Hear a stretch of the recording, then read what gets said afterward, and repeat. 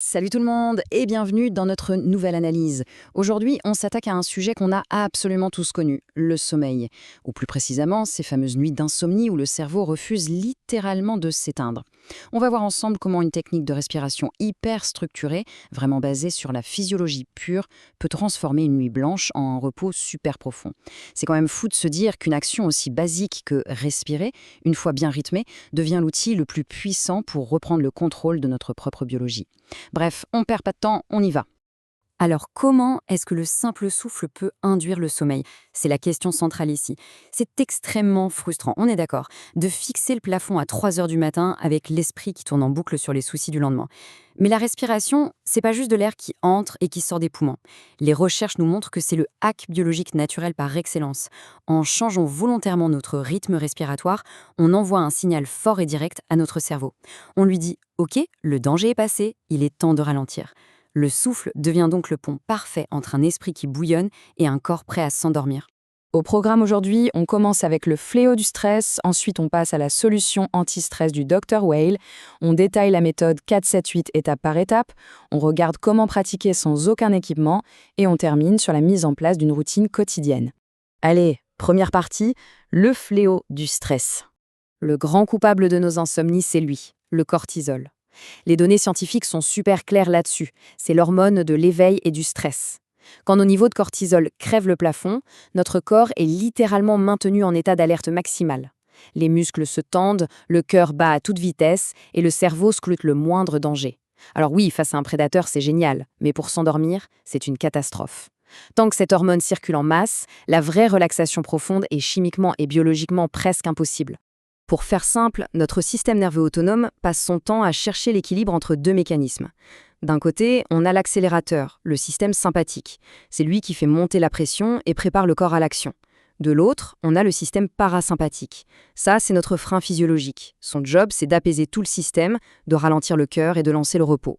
Le souci avec l'insomnie et le stress chronique, c'est que la pédale d'accélérateur reste coincée au plancher. Tout l'enjeu, c'est donc de trouver comment appuyer sur ce fameux frein. Ce qui nous amène à notre deuxième partie, l'anti-stress du Dr Whale. Et l'esprit derrière cette technique, c'est le Dr Andrew Weil. C'est un spécialiste super reconnu des médecines alternatives et intégratives, qui vient tout droit de la prestigieuse université d'Harvard. Et son approche est vraiment fascinante. En croisant les traditions anciennes et la physiologie moderne, il a mis en lumière un moyen très précis d'entraîner notre cerveau à s'endormir. Et ce, parfois en une petite minute seulement. Ce n'est pas de la magie, c'est de la pure mécanique humaine, appliquée de manière hyper intelligente. On passe à la pratique, troisième partie, la méthode 4-7-8.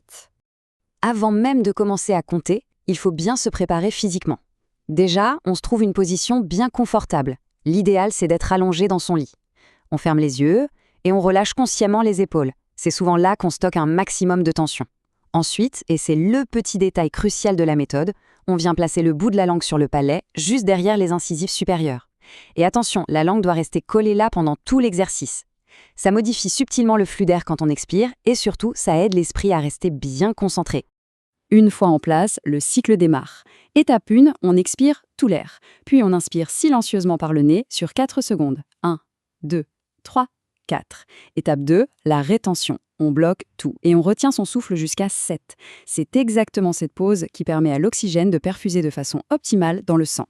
Et enfin, étape 3, la libération. On expire complètement par la bouche pendant 8 longues secondes. Cette expiration, c'est le signal d'apaisement ultime pour le nerf vague. 4 pour inspirer, 7 pour bloquer, 8 pour expirer. La mécanique est redoutable.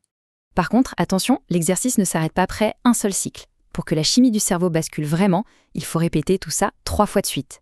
Bon, c'est vrai qu'au début, bloquer sa respiration pendant 7 secondes et expirer pendant 8, ça peut paraître un tout petit peu inconfortable. Mais promis, avec juste un peu de pratique, ce rythme devient hyper naturel et déclenche une sensation de calme qui est presque hypnotique. Quatrième partie, une pratique sans absolument aucun équipement. Souvent, quand on parle de respiration dans les études, on nous vend des machines de biofeedback ou des applis hors de prix. La beauté de la méthode 4-7-8, c'est qu'elle est 100% gratuite. Pas besoin de smartphone, et c'est tant mieux, vu que les écrans sont les pires ennemis du sommeil. Zéro machine requise. Les données médicales confirment que c'est totalement inoffensif pour tout le monde. Et le gros bonus, on peut faire ce cycle de manière complètement invisible, dans l'avion, au bureau avant une grosse réunion ou au fond du lit. L'outil est toujours là, directement intégré à notre propre corps. Et ce qui se passe à l'intérieur du corps quand on fait ça, c'est carrément mesurable. Respirer à ce rythme, ça fait s'effondrer le taux de cortisol, ce qui réduit directement le stress chronique. En fait, on vient activer de force le système parasympathique, notre fameux frein, ce qui entraîne une relaxation physique ultra profonde. Et la cerise sur le gâteau, c'est que cette chute du stress relance naturellement la production de mélatonine. C'est l'hormone du sommeil par excellence. Résultat, on s'endort beaucoup plus vite et le sommeil est bien plus réparateur. On arrive à notre dernière partie, la routine quotidienne.